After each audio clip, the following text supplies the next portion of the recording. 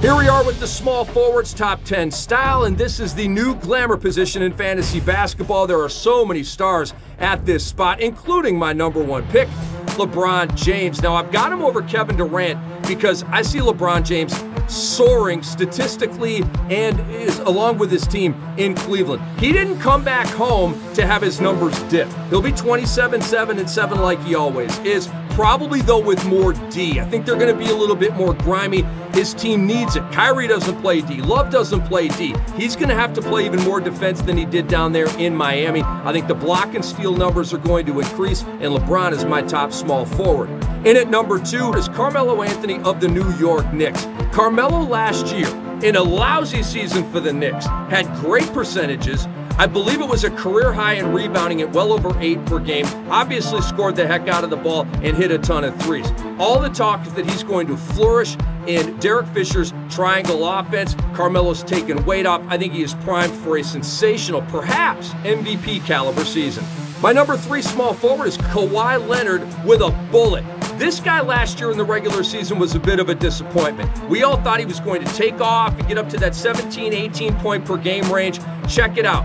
This is the year that happens. Greg Popovich said after Kawhi won Finals MVP, I'm finally going to start running some plays for him next season. Kawhi is ready for takeoff in 2014-15. My number 4 small forward is Rudy Gay of the Sacramento Kings. He dipped a little bit when he got to Toronto. The move to Sacramento got his numbers right back on track. Spent the summer with USA Basketball. You know he's going to be in fantastic shape. And they really have a sense of purpose now in Sacramento. The thing is heading in the right direction. It's a team loaded with talent, and Rudy Gay is going to do what he does. He's probably going to be one of a handful of guys in the league that goes 1-1-1 in the steals, blocks, and 3 categories. There aren't too many guys that can do that. My number 5 small forward is Nicholas Batum of the Blazers. Did you see his last 2 games at the FIBA World Cup? When he hit a million threes, he went like 35 and 27. He was scorching, and I think he's going to pick up right where he left off with the Blazers. You know he's kind of that triple-double-ish type of guy with the points, rebounds, and assists, but he hits threes, he steals the ball, and he seems to get a little bit better and a little bit more confident each year.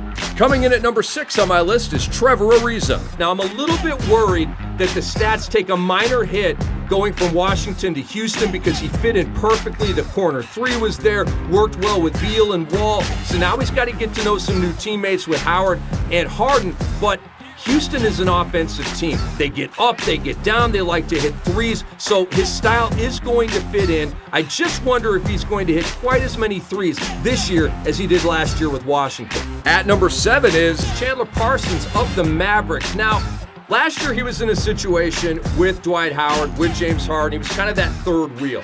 He's kind of going to be in a similar situation this year with Dirk Nowitzki and Monte Ellis.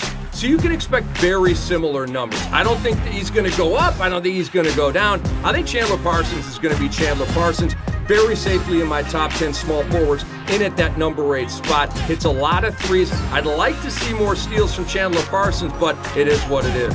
Coming in at number 8 is Gordon Hayward of the Utah Jazz, and he's a swing guy. He can go guard, forward eligibility, which makes him that much more valuable, but he figures to play at that small forward spot for Quinn Snyder's Utah Jazz. Each year we've seen Hayward take another step up. Now he's bulked up. Wait till you see Gordon Hayward this year. You're going to be like, whoa, dude's been hitting the weights all summer. I think it's really going to help his game expand. He could be a 25-5 guy with well over a steal, well over a 3 per game. Number 9 is Josh Smith of the Detroit Pistons. Now, Josh gives you the goodies in points, rebounds, assists, blocks, and steals. The main 5 categories. It gets dicey when you get into the threes made, the field goal percentage, and the free throw percentage.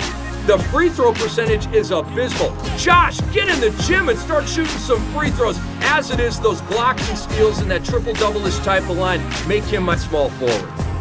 And at number 10 on my small forward list is Kevin Durant, who plummets all the way down from number 2 on my original list. Of course, because of the Jones fracture in his foot that the team estimates might keep him out from 6 to 8 weeks. My personal speculation is that Kevin Durant misses more time than that. Thus, I have dropped him down past the Kawhis and the Gays and the Batums and guys like that. Just know that if you take Kevin Durant in the first round of your draft, it is a gigantic risk. Obviously, the reward would be great. I, for one, am kind of in stay-away mode with Kevin Durant this year. You've had the Westbrook injury, you've had the Ibaka injury, now you've got the Durant injury, and I'm just a little bit scared about that.